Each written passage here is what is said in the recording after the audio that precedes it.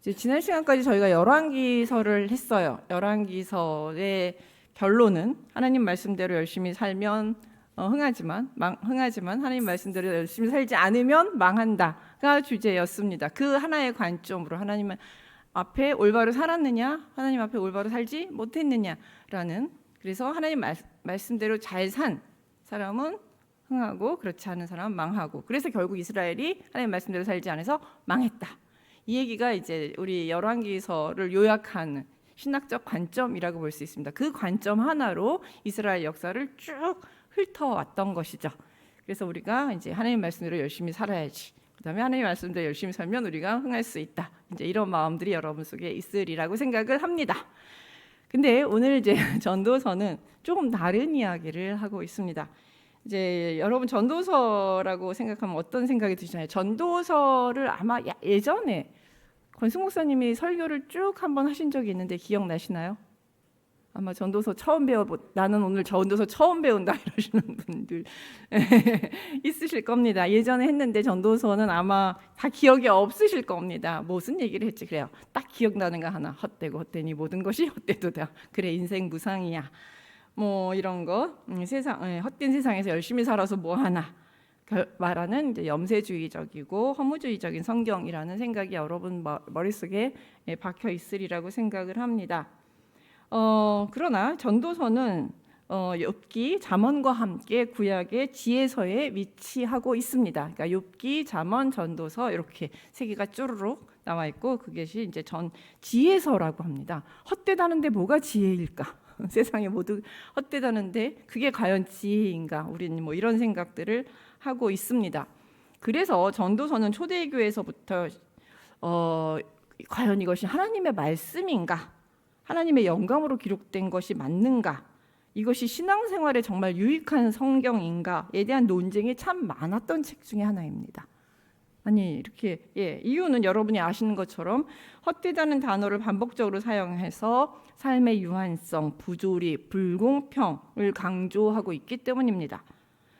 또한 구원이나 내세사상, 하나님의 언약, 하나님 나라 뭐 이런 것에 대한 직접적인 언급이 없기 때문에 당시 주류 교회 사상과 충돌하는 것처럼 생각했습니다. 하나님 말씀 잘 믿으면 천국 가고 하나님 말씀 잘 믿지 않고 잘 행하지 않으면 지옥 간다, 뭐 이런 단순한 사고 틀로 볼 때 전도서는 뭐야 이게, 이제 이런 생각이 드는 거죠. 뭐 다 헛되대, 뭐가 다 부조리하대, 뭐 열심히 해도 안 된대, 뭐 이런 생각을 하고 있으니까 이거는 어떻게 받아들여야 될지 애매하고, 이게 과연 하나님의 생각인가라는 생각들을 많이 하게 된 것이죠.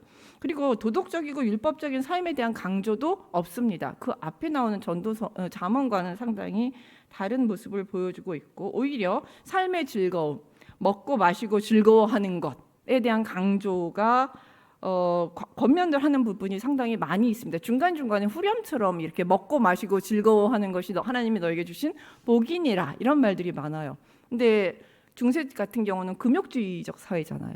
먹고 마시고 즐거워하는 것, 이게 도대체 어떻게 인간의 삶에 있어서 과연 누려야 될 행복인가? 금욕적이고 그렇게 살아야 되는데 이게 뭔가, 이제 이런 생각들을 하게 되는 것이죠. 그게 도덕적으로 생각되지 않았습니다. 이런 이유로 인해서 전도서를 구약 성경에서 받아들여야 할지 말지의 논란도 상당히 오랫동안 진행되어 왔습니다. 이게 이제 중세까지 쭉 그런 논란들이 진행되어 왔습니다. 물론 일부 학자들은 그렇지 않고 이것도 이 세상과 하나님 나라의 대조적인 삶을 보여주는 것이다라고 해서 이제 그런 의견도 있었지만, 대부분은 전도서에 대해서 좀 부정적인 생각들을 가졌습니다. 하지만 이런 생각이 바뀌게 된 게 언제냐면 종교개혁 이후입니다. 종교개혁 이후 전도서는 인간의 삶의 한계와 하나님의 주권적인 섭리를 강조하는 책으로 새롭게 주목받기 시작했습니다. 그래서 루터 같은 경우는 이것을 가지고 이제 이원론적인 삶, 이 세상의 삶과 하나님 나라를 바라보는 삶, 초월적인 하나님 나라의 세상, 이렇게 이제 나누면서 전도서가 그 이 세상의 헛됨을 보여주고 하나님 나라를 갈망하게 한다라는 하는 아주 중요한 책이라고 이제 설명하면서 전도서가 상당히 중요한 책으로 부각되기 시작했고, 이건 루터와 칼빈도 이 사상을 받아들이게 되었습니다. 이래서 이제 중근대를 넘어오면서 전도서가 성경이고 참 우리의 삶에 중요하다라는 인식이 들어오게 되었습니다. 그런데 이제 이렇게 쭉 그런 생각 안에서 머물러 있다가 그래도 여전히 전도서는 그다지 주목받지 못하는 성경임에는 틀림이 없습니다. 여러분도 지금 전도서에 대해서 과연 몇 번이나 들었지? 전도서의 내용이 뭐지? 헛되지. 이것 정도밖에 모르는 것을 보면 여전히 전도서는 인기가 없는 책 중에 하나입니다. 근데 이 전도서가 주목받기 시작한 때가 아이러니하게도 코로나 시대예요. 네, 코로나 시대를 거치면서 인간의 노력의 한계와 삶의 불확실성을 우리는 직면하게 됩니다. 그동안 인간이 노력하면 되고 노력하고 애쓰면 모든 것을 성취할 수 있다라는 생각을 많이 갖게 되었습니다. 근데 우리가 경험하지 못했던 대재앙적인 코로나를 경험하면서 인간의 어떤 노력의 한계, 불가능성, 불확실성, 알 수 없음, 그런 것들이 드러나는 동시에 하나님의 초월성을 바라보게 됩니다. 우리가 할 수 있는 게 없다라는 것을 깨닫게 되면서 오직 하나님만이 우리의 도움이시다라고 하면서 하나님을 바라보게 되는 일들이 있었죠. 그러면서 우리가 소소한 일상의 삶의 중요성을 보여주는 성경으로 많이 읽게 되었습니다. 그래서 왜 그러면서 이런 불확실성 속에서 우리는 어떻게 살아야 할 것인가? 전도서가 말하는 소소한 일상의 즐거운 생활을 하면서 우리가 이 어려운 시기들을 잘 견디면서 보내야 되는구나, 이런 생각들을 하면서 전도서가 주목을 받게 되었습니다. 그다음에 특히 이제 끊임없이 우리 한국 사회에서 보면 한국 사회뿐만 아니라 신자본주의 사상이 지금 팽배한 이 세계도 마찬가지이지만 끝없는 경쟁, 더 많은 것을 요구하는 소유하고 더 높은 곳으로 올라가도록 부추기는 과도한 욕망과 경쟁으로 인해 불안한 삶을 살고 있는 한국 사회의 현대인들에게 전도서는 이런 욕망의 헛됨을 지적하며 적게 가지고 쉼을 선택하는 것이 많이 가지기 위해서 수고하는 것보다 낫다라는 지혜를 통해 진정한 만족과 행복을 찾도록 인도하는 역할을 하고 있습니다. 전도서 내용 안에 그렇게 설교를 지금 많이 하고 있습니다. 그래서 궁극적으로 이 책은 독자들이 전도서의 메시지를 통해서 삶의 모든 허무와 부조리 속에서도 흔들리지 않고 하나님만을 경외하며 그분의 명령을 따르며 진정한 행복과 의미를 가져다 준다는 것을 깨닫고 일상에서 실천하도록 권면하는 책이라고 요즘 소개되고 있습니다. 사실 그 하나님을 경외함으로써 일상을 보내야 한다라는 이런 사상들은 사실 잠언과 맞닿아 있는 부분이라고 할 수 있습니다. 잠언에는 지혜서의 가장 대표적인 책이라고 할 수 있고 여기서 잠언이 말하는 지혜란 여호와를 경외하는 것이 지식의 근본이니라. 여호와 경외와 지혜가 연결이 되고 있습니다. 근데 그래서 여호와를 결국 전도서의 궁극적인 목적은 해 아래의 삶이 아닌 해 위에 계신 여호와 경외를 목적으로 하면서 이야기를 이끌어 나가는데, 이런 부분에 있어서 이제 지혜서 3권, 욥기와 잠언과 전도서 3개가 쭉 이어집니다. 여호와 경외라는 사상으로 이어지고 있습니다. 하지만 그냥 보면 이 전도서를 해석하는데 가장 걸림돌이 되는 책이 잠언이기도 합니다. 쭉 연결이 되어 있지만 잠언과 전도서의 사상이 너무 달라요. 잠언은 하나님이 세우신 세상의 어떤 도덕적 질서, 인과 응보의 원리를 강조하고 있습니다. 즉 하나님을 경외하고 그분의 명령을 따르는 지혜로운 삶은 번영과 존경과 장수와 많은 복들을 가져다 주는 반면, 하나님을 따르지 않는 어리석은 삶은 패망하고 수치스럽고 벌을 받고 이런 것들을 초래한다고 잠언은 가리키고 있습니다. 그래서 어리석은 자의 길은 패망이요 지혜로운 자의 길은 영생이니라, 이런 구절들이 잠언에 엄청 대조적으로 많이 나와 있습니다. 명제이기도 합니다. 이런 명확한 질서를 보여주는 잠언을 보면 우리는 어떻게 살아야 할지에 대한 분명한 길을 알 수 있습니다. 그래, 착하게 살아야 되고 하나님 말씀대로 살아야 돼. 그러면 나는 복을 누릴 수 있어라는 이제 이렇게 명확한 틀 속에 어떤 뭐라 그럴까요? 길이 보이잖아요. 요 길로 따라가면 나는 반드시 복의 길로 복이라는 어떤 목표 지점에 도달할 수 있다라는 그 길이 딱 보이기 때문에 저희는 그걸 보면서 의욕도 생기고 열심도 생깁니다. 그래, 나 열심히 살면 마침내 복을 받을 수 있어, 평안하게 살 수 있고 행복하게 살 수 있어 라고 생각하죠. 그래서 지금은 힘들고 낙심되어도 열심히 성실하게 살다 보면 행복한 미래를 누릴 수 있다는 낙관적인 미래를 꿈꾸게 됩니다. 사실 우리는 대부분 이쪽에 속해 있고 우리는 그렇게 생각하고 살고 있습니다. 그리고 또한 열왕기서도 열심히 제가 그렇게 가르쳤고요. 그의 사상이 또한 그렇게 되어 있습니다. 그런데 이제 잠언을 읽고 나서 전도서로 딱 들어오게 되면 여러분 지금 뭐 읽기가 어디까지가 있나요? 에스더 좀 있으면 이제 에스겔 그럼 넘어가셨네요 이미. 예, 그렇게 전도서를 잠언을 읽고 전도서로 딱 들어가게 되면 이게 뭐지? 예, 이 모든 질서가 흔들리는 경험을 하게 됩니다. 전도서는 인간의 노력과 지혜만으로 해결할 수 없는 해 아래 세상의 부조리하고 모순된 현실들을 쭉 나열하면서 우리가 그런 현실들을 직시하게 합니다. 모든 것이 헛되다는 선언은 잠언이 제시하는 이상적인 질서, 확고한 질서, 마치 절대 흔들릴지 않을 것 같은 확고한 질서가 현실에서는 항상 작동되고 있지 않음을 고발하는 듯하게 보입니다. 잠언에서는 인과응보 사상이 너무 명확한데 이대로 살면 너무 행복하고 우리는 복을 다 받을 것 같은데 전도서에 딱 들어오니까 그게 아니래요. 그래서 인간의 모든 노력도 헛되고 소용없음을 말하고 있어 지혜롭게 살기 위해서 노력하는 것이 마치 무의미한 것처럼 생각될 수도 있고 또한 그렇게 생각하다 보면 뭐야 내가 이렇게 사는 것이 무슨 의미가 있나 라고 하면서 갑자기 헛다라는 생각도 들고 아무것도 하기 싫어지는 염세주의적으로 빠지게 되기도 합니다.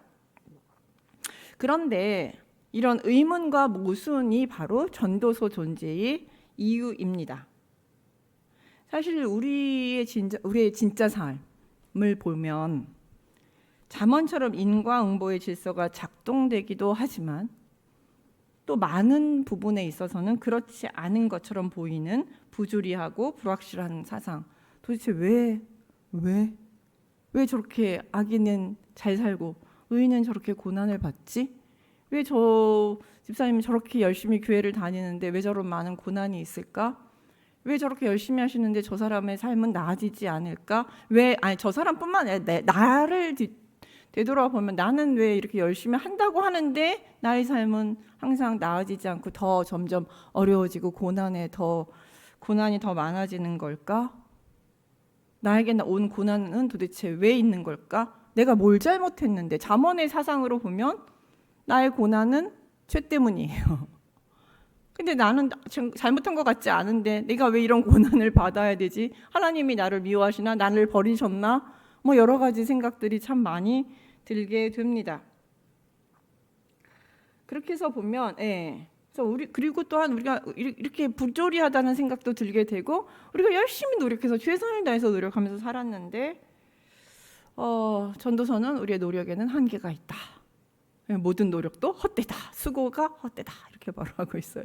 근데 또 그런 것 같기도 합니다. 내가 열심히 노력했는데, 내가 자식을 열심히 키운다고 키웠는데 그 자식이 내 말을 안 들어요. 딴 길로 가요. 자기 마음대로 살아요. 혼자 큰 줄 알아요. 뭐 저희도 그랬고 우리 애들도 그렇습니다.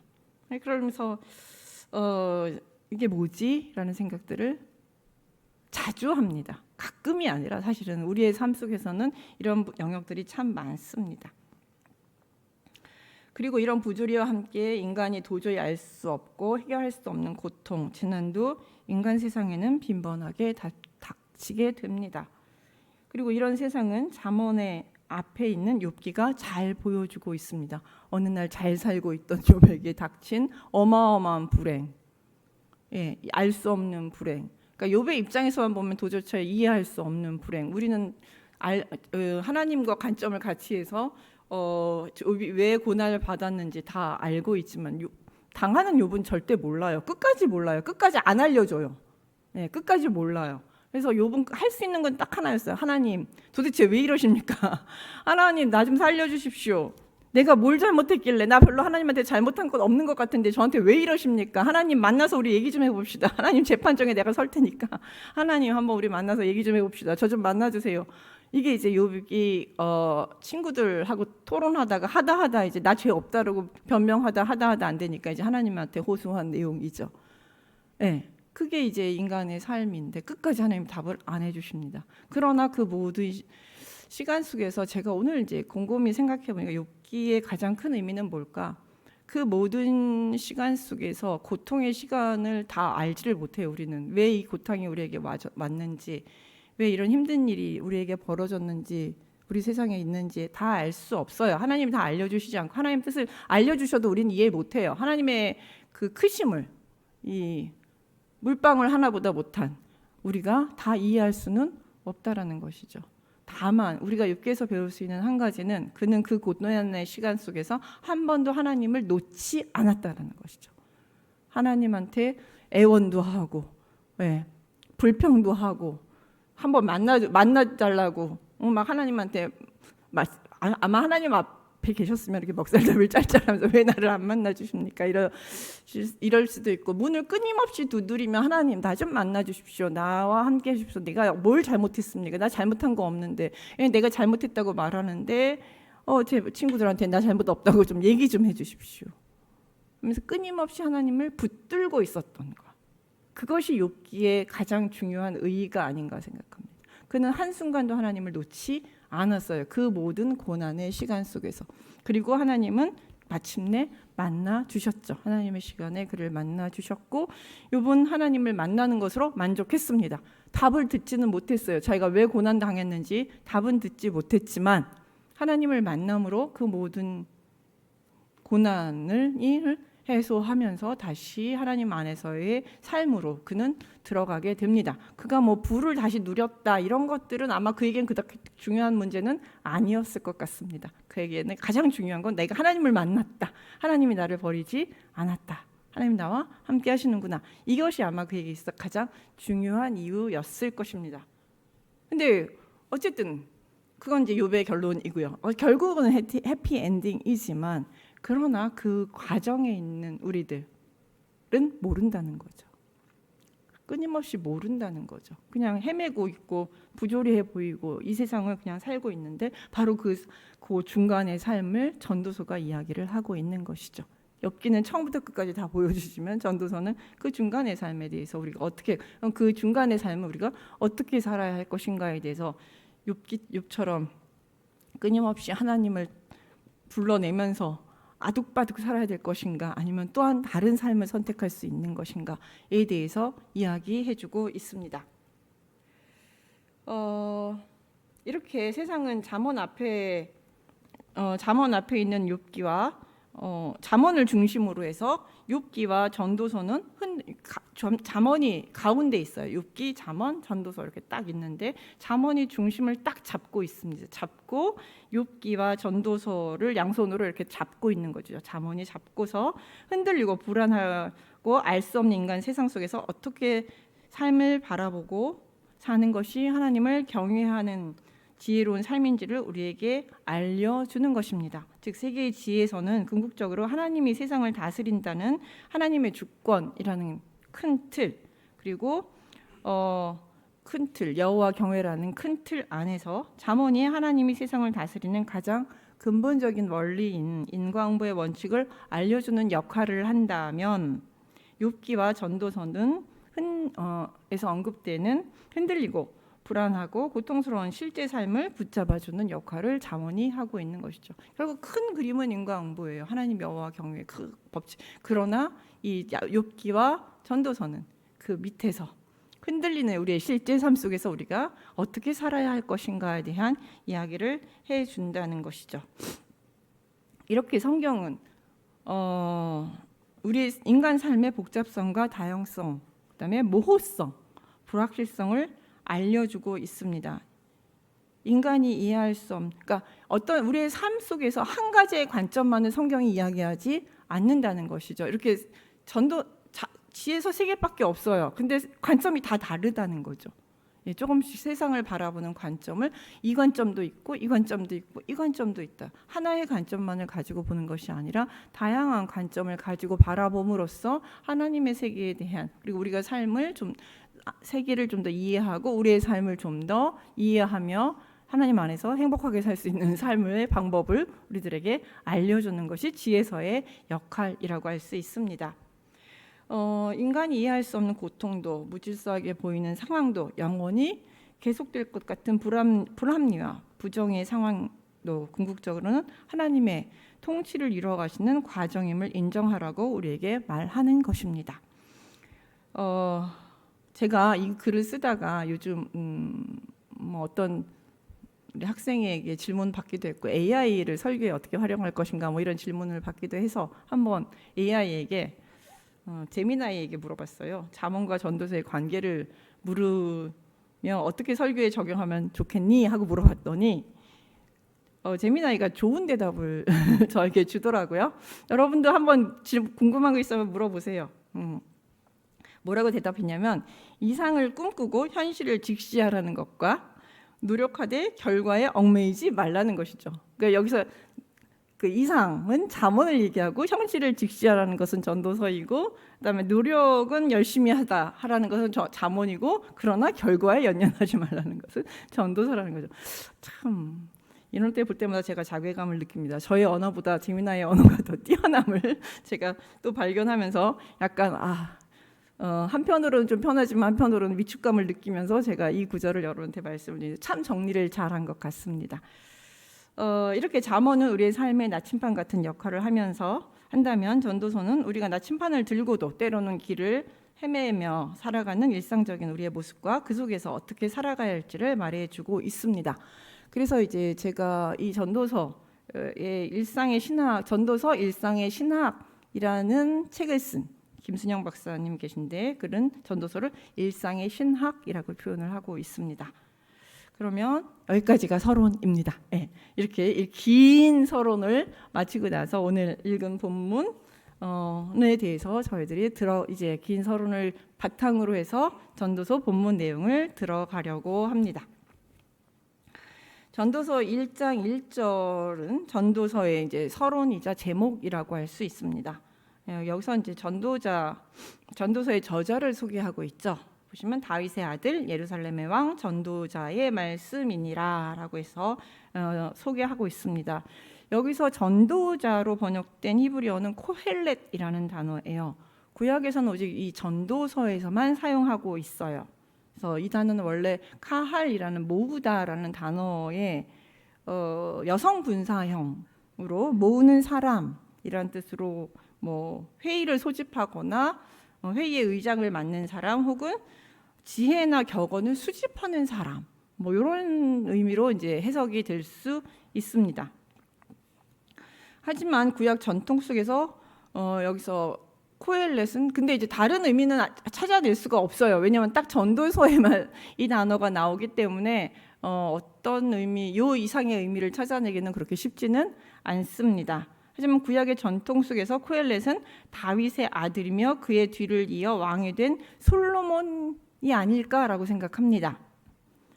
왜냐하면 그는 이스라엘 역사상 가장 뛰어난 지혜를 가진 인물로 평가되기에 이스라엘의 지혜의 창작자이자 수집가로 보기에 가장 적합한 인물이기 때문입니다. 네, 그래서 다윗의 아들 솔로몬, 예루살렘의 왕이라는 표현 속에서 이건 솔로몬이구나라고 볼 수 있지만 사실 다윗의 아들이라고 번역된 그 벤이라는 단어는 자손도 돼요.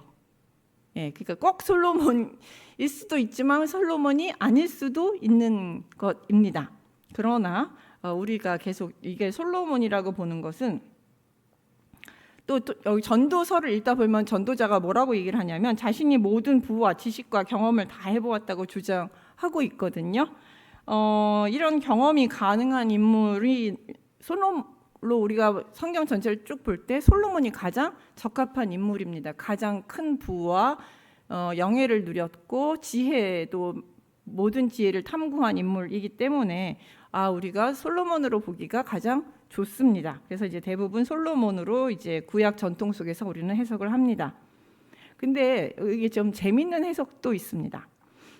코엘렛이라는 단어가 사실 여성 분사형이에요. 남성 명사라고 이제 사전에 얘기하고 있지만 형태상으로 보면 여성 분사형이에요. 그렇기 때문에 여성으로 보는 학자도 있습니다. 대부분 남성 명사로 번역하지만 여성 분사형이기에 여성일 가능성도 배제할 수 없습니다. 사실 잠언에서 지혜자는 주로 여성으로 등장합니다. 지혜 여성, 선여선지자, 여자 딸, 하나님의 딸, 딸 지혜가 하나님 앞에서 뛰노는 모습, 이런 식으로 여성들이 많이 지혜자로 등장하고 있기 때문에 사실 코엘렛 이 지혜자가 꼭 남성이 아니라 여성일 가능성도 있습니다. 그래서 이제 이런 가능성도 얘기를 했는데 사실 이 가능성을 제기한 사람이 누구냐 하면 이 앞에서 제가 말씀드린 전도서 일상의 신학이라는 책을 쓴 김순영 박사예요. 저 연구소에 함께 있는데, 근데 이분이 학회에서 이 발표를 했습니다. 이렇게 전도자가 여성일 수 있다라는 부분들에 대해서 학회에서 쭉 발표를 했는데, 어느 교수님이 전도자가 여성인지 남성인지가 뭐가 중요하냐, 전혀 본문을 해석하고 이해하는데 전혀 중요하지 않은데 그게 왜 중요하냐, 이런 질문을 했어요. 그랬더니 뭐라고 대답을 이제 쭉 여러 가지 했지만 그 중에서 가장 인상적인 것은 첫 마디였어요. 위로가 됩니다. 라고 얘기를 했어요. 성경의 저자가 항상 남성이라는 라고 생각한 통념에 작은 균열을 내므로써 여성의 목소리가 나갈 수 있는 틈을 만들었기 때문인 거죠. 여성도 성경의 저자가 될 수 있는 가능성이 있다라는 것이죠. 그게 자기한테는 큰 위로가 됐다는 것이죠. 보통 지금 여성의 목소리, 남성의 목소리가 이제 여러분도 들으시면 뭐가 중요하냐 이렇게 얘기하실 수 있어요. 그러나 남성 중심의 학교와 교수와 학생으로 이루어진 신학계에서 여성으로 학문을 하고 목소리를 내기 힘든 현실 속에 있는 저는 그 대답에 큰 사실 공감을 했어요. 김순영 박사님도 여성이거든요. 그건 그 자리에 있던 소수의 여성 학자들도 마찬가지였습니다. 여기에 계신 여러분은 하고 싶은 말을 못하고 산 경험이 별로 없기 때문에 잘 공감이 안 되리라고 저는 생각을 합니다. 그렇지만 그 남성 목소리가 너무 다 99%가 남성 목소리인 그 입장에서는 그 대답 한마디가 참 공감이 되었던 것입니다. 근데 이렇게 여성일 수도 있다라는 견해도 있고요. 또 하나는 주전 3세기의 익명의 저자일 수도 있다라고 이야기를 하고 있기도 합니다. 그래서 주전 3세기에 이제 왜냐하면 이 언어들이 페르시아 언어하고 닮았다, 페르시아 시대의 언어와 닮았다 이렇게 보기 때문에 이제 그렇게 보기도 합니다. 그래서 솔로몬의 권위를 빌어서 기록한 것으로 보는 견해도 있습니다. 이렇게 이제 코헬렛 전도자라는 인물에 대해서도 다양한 견해들이 존재하기는 합니다. 그래서 학자들 사이에서는 여러 가지 논의들이 진행되고 있지만 사실 그가 누군지 본문이 직접적으로 말하고 있지 않기 때문에 우리는 정확하게 누구인지 알 수는 없습니다. 하지만 전통적으로 지혜자의 대표인 솔로몬에게 권위를 주고 있기에 우리도 솔로몬이라고 여러분들이 생각하고 이 글들을 읽어낸다면 어느 부분에 있어서 상당히 공감이 되는 부분들이 있을 것입니다. 그러나 또 공감이 안 되는 부분도 있을 것이에요. 그래서 여러분들도 솔로몬이지만 솔로몬이 아닐 수도 있다라는 그 저자의 모호성을, 성경이 저자를 모호하게 두었기 때문에 여러분도 그 모호성을 가지고 읽으셔도 괜찮을 것 같습니다. 이렇게 이제 소개를 했어요. 코엘렛이라고 전도자라고 이제 전도서의 저자를 소개하고 있습니다. 그리고 전도자가 이제 소개받은 전도자가 2절에서부터 이야기를 시작합니다. 근데 설교의 시작이죠. 근데 전도자의 첫 번째 여기 그 첫 번째 설교가 헛되면 헛되고 헛되니 모든 것이 헛되다. 헛되다란 말을 5번이나 쓰고 있어요. 그러니까 이렇게 청정을 쭉 모아놓고 이게 설교를 시작을 딱 했는데 첫 마디가 해배, 헛되다 라는 것이죠. 상당히 그 듣는 사람들이 다 놀랐을 것입니다. 아니, 헛되다니. 그럼 우리가 여기 앉아 있는 모든 것이 헛된 거야? 우리 여기 왜 와 있어? 이제 이런 생각이 들게 되는 것이죠. 그러니까 상당히 도발적이고, 도대체 저 사람은 무슨 말을 하고 싶어서 저 말로 시작했을까라는 궁금증을 자아내기도 합니다. 그러니까 되게 어리둥절하겠죠. 여기서 헛되다라고 번역된 헤벨이에요. 헛되다라고 번역된 단어는 헤벨이라는 단어인데, 이 단어는 헛되다, 무의미하다라는 뜻이 기본이에요. 기본값은 근데 수종기, 숨결, 안개, 덧없음, 이해할 수 없음, 부조리함, 요 의미를 다 가지고 있어요. 의미 폭이 상당히 넓습니다. 그러니까 훅 불어서 사라지는 요것도 헤벨이고요. 이렇게 아른아른 피어오르는 수증기도 헤벨입니다. 여기서 나온 사람의 이름이 있죠.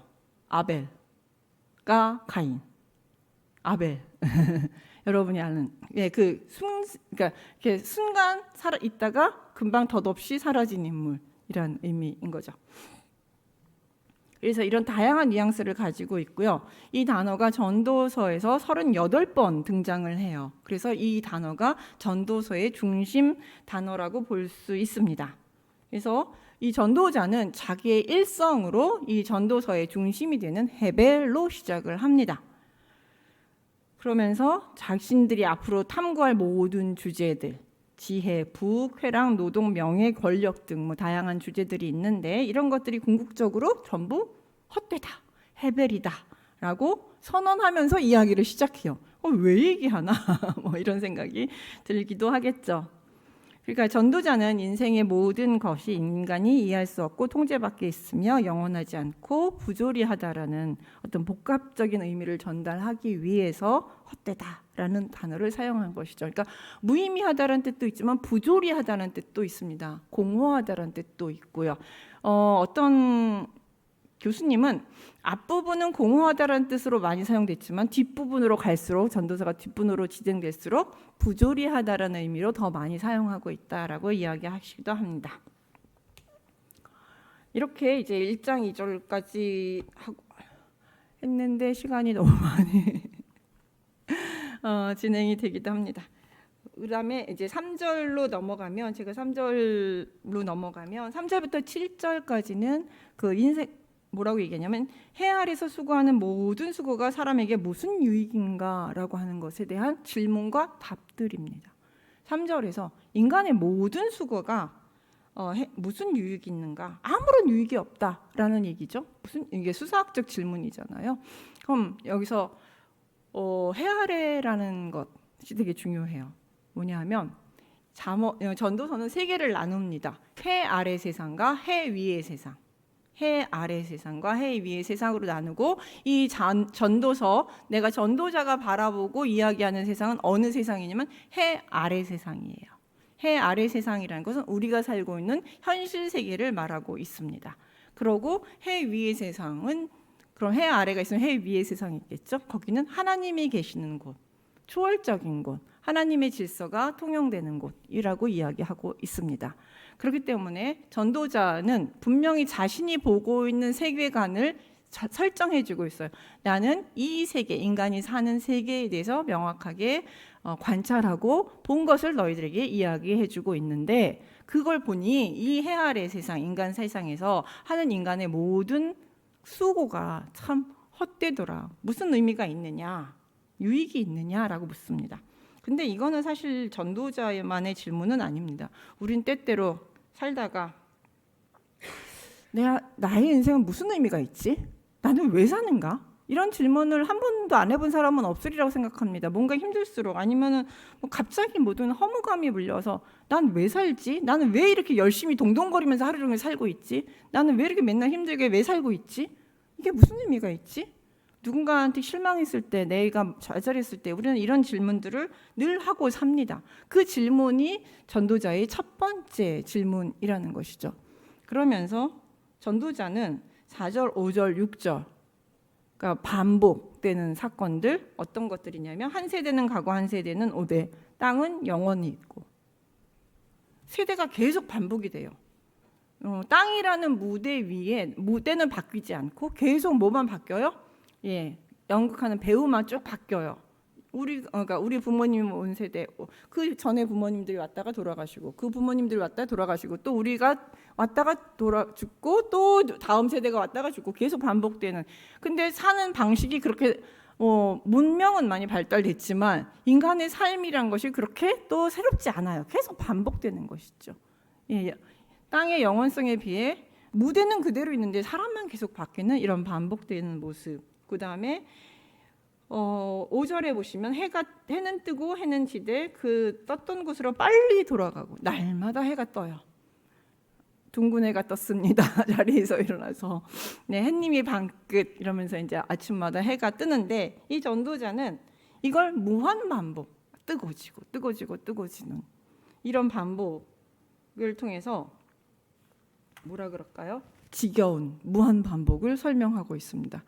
그러나 이제 꼭 해 뜨는 것을 부정적으로 본 건 아니에요. 성경이 시편에서 보시면 해 뜨는 것을 새신랑이 신방을 나오는 것처럼 힘차고 활기차게 설명하고 있기도 합니다. 시편 19절 4절에서 6절 보시면 그렇게 설명하고 있기도 합니다. 근데 여러분은 어떠세요? 해가 딱 떴을 때, 아침에 해가 딱 떴을 때, 눈을 딱 떴을 때 둥근 해가 떴습니다. 아니면 햇님은 방긋, 오늘도 내가 힘차게, 이렇게 생각하시는지요?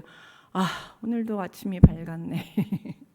오늘은 또 왜 어떻게 보내야 하는가, 오늘의 회는 왜 떴는가, 뭐 이런 생각들로 여러분의 하늘을 시작하고 있는지요? 때때로 다를 겁니다. 어떨 때는 해님이 막으시고, 어떨 때는 오늘은 왜 해가 또 떴지, 뭐 이런 생각들을 하면서 여러분들이 살아갈 것이에요. 근데 그 다음에 6절을 보면 바람이 남북으로 불다가 북으로 돌아가며 이리 돌며 저리 돌며, 바람은 그 불던 곳으로 다시 돌아갑니다. 태풍이 와서 막 바람이 불고 난리를 치고 땅을 다 뒤집어 엎어 놨다가도 다시 싹 돌아가 버려요. 사라져 버려요. 근데 또 사라지면 끝나지 않아요. 또 와요. 올 여름에 왔던 태풍 내년에도 오고, 작년에 왔던 태풍 올해도 오고, 한 번 왔던 태풍 끝나지 않고 계속 반복돼서 오죠. 여름 내내 이제 태풍이 시작될 거예요. 그런 식으로 바람은 계속 오고 또 사라지고 또 오고 사라집니다. 무한 반복이죠. 아마 지구가 존재하는 한 바람은 계속 있을 것입니다. 바람이 없으면 또 지구가 존재하지도 못하는 것이죠. 무한 반복에 대한 이야기를 하고 있습니다. 이렇게 무한 반복하는 이 삶이 참 무슨 의미가 있나? 끊임없이 반복되는데, 아침마다 일어나는 반복, 이게 무슨 의미가 있나? 라고 물어보고 있다는 것이죠. 그게 여러분에게 무슨 의미가 있느냐고 물어보고 있습니다. 근데 7절은 좀 다른 질문이에요. 다른 모든 강물은 다 바다로 흐르되 바다를 채우지 못하고 강물은 어느 곳으로 흐르든지 그리로 연하여 흐르는지라. 이 이미지를 생각하려면 여러분이 어렸을 때 배웠던 동요. 도랑물 모여서 시냇물, 시냇물 모여서 기억나세요? 개울물 모여서 큰 강물 모여서 바닷물 랄라랄라 하면서 이제 저희가 불렀던 그런 동요가 있죠. 이것처럼 이 동요가 물의 연속성을 아주 잘 보여주면서 이 시편 1장 7절의 이야기를 잘 보여주고 있어요. 이렇게 해서 쭉 연년이 이어가서 바다로 닿아요. 바다로 열심히 가요. 끊임없이 가요. 근데 뭐라고 얘기하냐면 가지만 바다를 채울 수 없다고 얘기해요. 열심히 일을 해요. 매일 열심히, 아주 끊임없이 이어서 열심히 일하는데 그것이 성과를 내지 못한다는 것이죠. 다함이 없다라는 것이죠. 이렇게 이 이야기는 3절의 질문, 인간의 수고가 무슨 유익인가? 아무리 열심히 해도 우리가 끝까지 성과를 낼 수 없다라는 것에 대한 답이 되는 것이죠. 이렇게 1절, 3절부터 7절은 인간의 수고가 무슨 의미가 있느냐라고 얘기했을 때 별로 이렇게 반복되는 일상이 그렇게 큰 의미가 있는 것인가? 그다음 그렇게 열심히 반복되게 수고해도 그렇게 뭐 성과를 크게 낼 수 있는가? 그래서 인간의 수고는 헛되고 유익하지 않다라고 이야기를 하면서 이 이야기를 끝내고 있는 거죠. 마치 인간의 노력이 밑빠진 독에 물 붓기 하는 것과 같다고 이야기하는 것 같습니다. 사실 인정하기 싫지만 해 아래 사는 우리의 삶이 어느 부분에 있어서는 죽을 때까지 무한 반복되는 수고를 해야 하기도 하고, 어떨 때는 끊임없는 수고에도 불구하고 어떤 결실을 얻지 못할 때도 많습니다. 이거는 지금 우리 이 해 아래를 사는 우리 인간의 숙명이기도 합니다.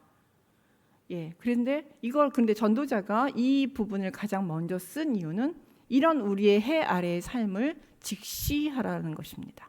아닌 것처럼 외면하지 말라라는 것이죠.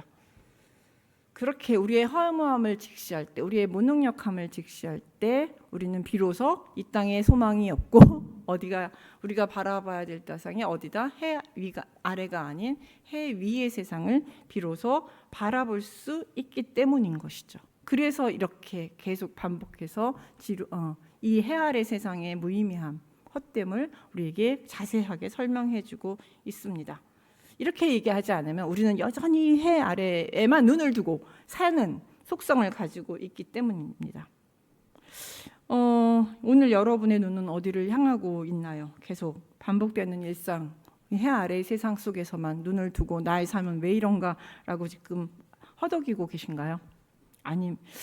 저는 여기에 계신 여러분은 그렇게 되지 않기를 바랍니다. 허무함이 들 때마다 눈을 들어서 오늘을 허락하신 하나님을 바라보고 그날이 그날 같은 오늘이 아니고 특별한 그리고 행복한 하나님이 오늘을 주셨다.